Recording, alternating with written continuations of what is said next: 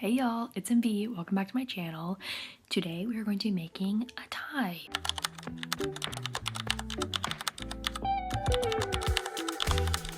First thing that needs to happen is printing out the pattern and then putting it together. So not too bad, but this is what one piece looks like. And then this is what the other piece looks like. And I will say my dad is a pretty tall guy, so when I made his, I actually added a couple inches to this, really just based on a guesstimation and based off a tie I grabbed from his closet. So just in between this piece, I peeled it apart and added another piece of paper just to make it a little longer. What I've learned is that you're supposed to cut this fabric at like a 45-degree angle. I kind of guesstimate on this part. As you can see, all that I did was put down the pattern and pin it, and this is literally the angle, so kind of a guesstimation on the 45 degrees, but I think you can get the idea. Last two pieces, I decided that I'm gonna use this piece for the back. Okay, first thing is we are just going to combine these two pieces, like the big piece and then the bigger backing piece, and we're gonna do right sides together so then we can flip it inside out in a second. I will say I do have a 1.6 stitch happening, just a straight stitch. So that's what we're going with here.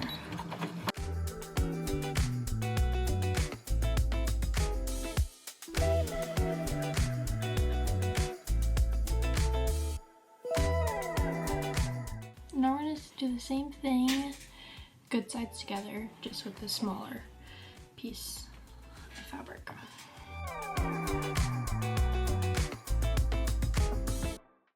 Now we're just flipping this smaller edge inside out. Also, making sure to push out those little corners. This next part really tripped me up at first with how to get my fabric together, but it's not so bad. So there's the two pieces, and then you want them to line up how, like these two pieces are both diagonal, so you want them to line up in a line with the good sides together, but because they don't overlap perfectly, it doesn't make a lot of sense. This is kind of a trust the process moment. So it's like this. My pieces are together. I'm just doing one straight line. Okay, this next part is totally optional, but you know how there's a little loop on like the inside of a tie sometimes to hold in like the extra second layer, I guess, once you tie it, like to kind of keep everything in place. So I like adding this part. It just makes it a little bit nicer, but totally optional. I cut up, I literally free-handed this, so I didn't measure anything, but I measured it afterwards, and it's 2.5 inches by 4.5 inches, but something in that realm is good. I just used some of the extra fabric I had from the main, like the main fabric that I used. Basically, I'm just gonna fold in each side and then fold it together. Again, this just makes it a little bit cleaner, but again, totally optional. I'm just gonna sew right along here to flatten that out. And then I like to check and just kind of go over it a little bit and make sure that it's actually closed, that it's not gonna pop open. But this will ultimately be our little loop. Basically, the main thing we're gonna be doing here is separating these two pieces and just kind of flattening them out. And as you can see, my pieces aren't lined up exactly perfect, but that's okay. And then while we're here, I like to just go ahead and iron these out and iron a little piece. You just want to make sure you can't see this inside fabric at all on the outside when you're ironing.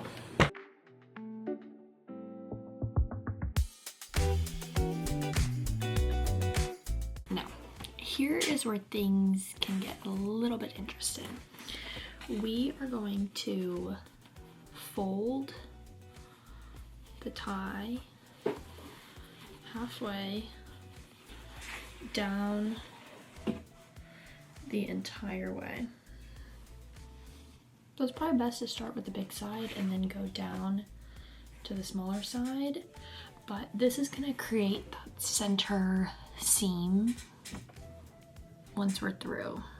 On my first attempt, it did not go superbly, and I would say what I've learned is definitely pin it or clip it or something to make sure that the edges are actually touching in all the right places, because it is pretty long. You're gonna start that stitch right at this corner. Like not here, but right here. So all the way down there. I'm just gonna pin starting there. If it worked correctly, you were able to line up this smaller end pretty well, but now is a good time to check the other side. So not the side you were looking at when you were pinning, but the other side.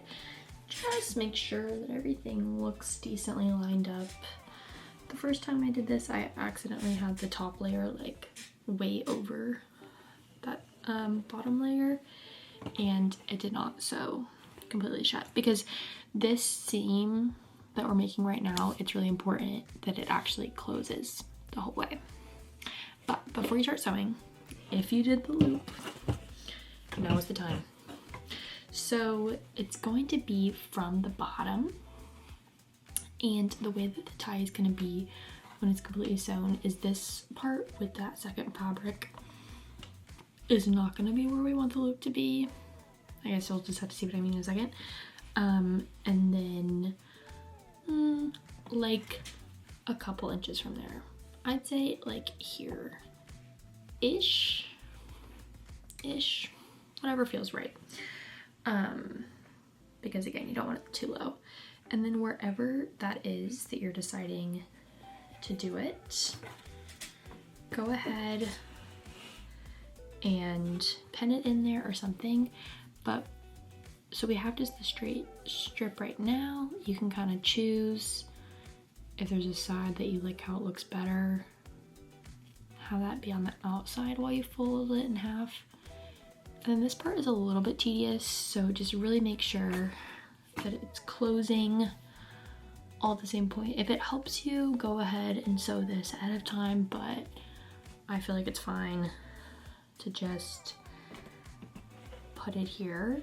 But you're gonna want to put this loop and have those two edges be touching wherever your seam is gonna be. So when I'm doing it, I really like to do a bit of a diagonal stitch, maybe a back stitch, something, really get it good in there, because that's a thicker layer than the rest. This is the part where the 1.6 kind of matters more. You were probably able to see it there, but I did continue my stitch all the way into this end. Looks like it's good to go, but yeah, really double check that area if you decided to do the loop and make sure nothing's loose. Okay, it's the moment of truth. I like to use just like a big safety pin to loop through, to turn it inside out, I mean, my tie. So I just start with the small end. I made that mistake before, but you can just kind of push it through And I will say this is gonna be harder if you chose a thicker fabric, which of course I did for my first tie and didn't realize. But if you have a thinner fabric, it won't be too bad. And it can be done with the thicker fabrics. It just might take a little more oomph. Okay, and you just kind of like let it turn inside out on itself.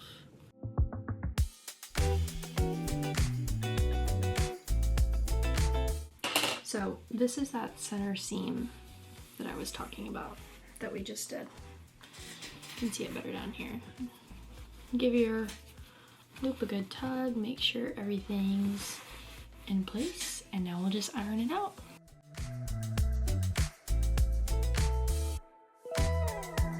Now that it's ironed, it's looking way better than it was a second ago. You can also see the little loop is functioning. And like I was talking about earlier, you'll only see that inside lining in those two parts. And that's it. So let me know if y'all make this and if you have figured out any other tricks to make the process easier.